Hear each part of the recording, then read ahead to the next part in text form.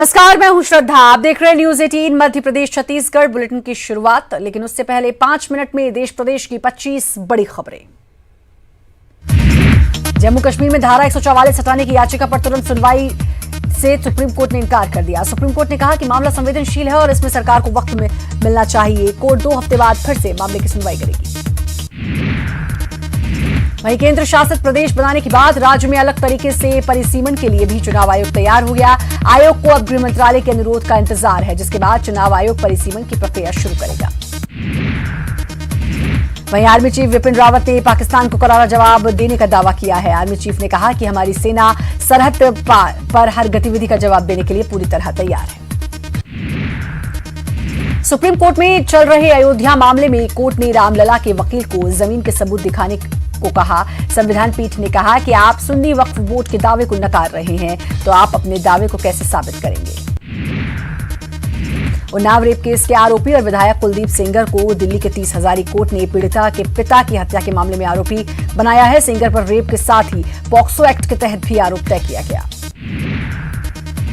कांग्रेस महासचिव प्रियंका गांधी ने सोनभद्र हत्याकांड के पीड़ितों से मिलने के बाद फिर योगी सरकार पर निशाना साधा।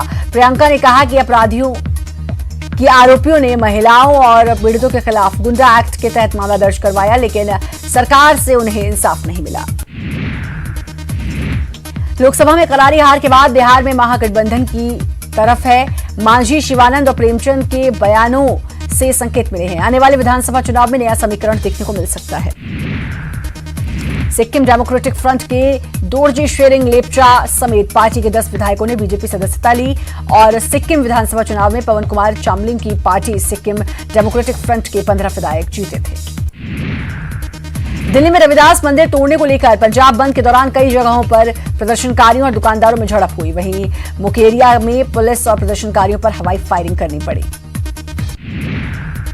उत्तराखंड के चमोली में बारिश का कहर जारी है। यहां बद्रीनाथ हाईवे पर कोडिया के पास पहाड़ी का मलबा आ गया। उसके बाद अचानक पूरी पहाड़ी धसक गई। कर्नाटक के कोप्पल में रेस्क्यू ऑपरेशन कर रहे एनडीआरएफ के जवानों की बोट पलटने के बाद वायुसेना ने हेलीकॉप्टर की मदद से 4 लोगों को सुरक्षित बाहर निकाला।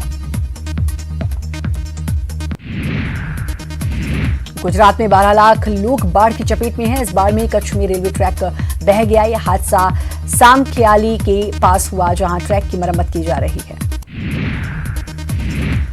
सिंगापुर के मैडम तुसाद म्यूजियम ने श्रीदेवी के 56वें जन्मदिन पर उनकी वैक्स स्टैचू को लॉन्च करने का ऐलान किया है। श्रीदेवी के इस मोम के पुतले को एक्ट्रेस की याद में बनाया गया है।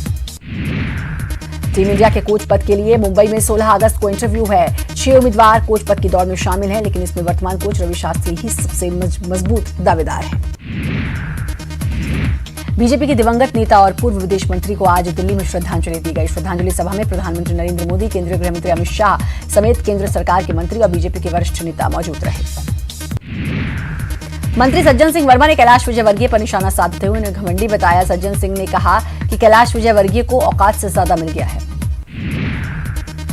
बीजेपी सांसद महेंद्र सिंह सोलंकी ने वंदे मातरम गाने वालों को राष्ट्र विरोधी बताया। सोलंकी ने कहा कि जो राष्ट्रवादी होगा वो वंदे मातरम का विरोध नहीं करेगा। शिवपुरी के जिला अस्पताल में एक मरीज की हत्या कर दी गई। हॉस्पिटल प्रबंधन पर सबूत मिटाने के आरोप लगे हैं। कल सुरेश को इलाज के लिए भर्ती किया गया था। गुना में पानी भरने को लेकर खूनी संघर्ष हो गया, जिसमें 12 लोग घायल हो गए। हालात गंभीर होने की वजह से 3 घायलों को भोपाल रेफर किया गया। कटनी के पिपरिया कला गांव में एक शावक कुएं में गिर गया, जिसे वन अमले ने सुरक्षित बाहर निकाल लिया। शावक को रीवा के मुकुंदपुर टाइगर सफारी ले जाया गया। भूपेश कैबिनेट की बैठक सीएम हाउस में इस समय चल रही है। बैठक में स्वतंत्रता दिवस पर मुख्यमंत्री के संदेश को मंजूरी दी जाएगी। साथ ही एससी आरक्षण को बढ़ाने पर भी फैसला हो सकता है। जीएसटी की परेशानियों से व्यापारियों को बचाने के लिए भूपेश सरकार ने संवाद कार्यक्रम की शुरुआत की। आज वाणिज्य मंत्री टीएस सिंहदेव ने विभागीय अधिकारियों के साथ सीए चैंबर ऑफ कॉमर्स के प्रतिनिधियों से चर्चा की।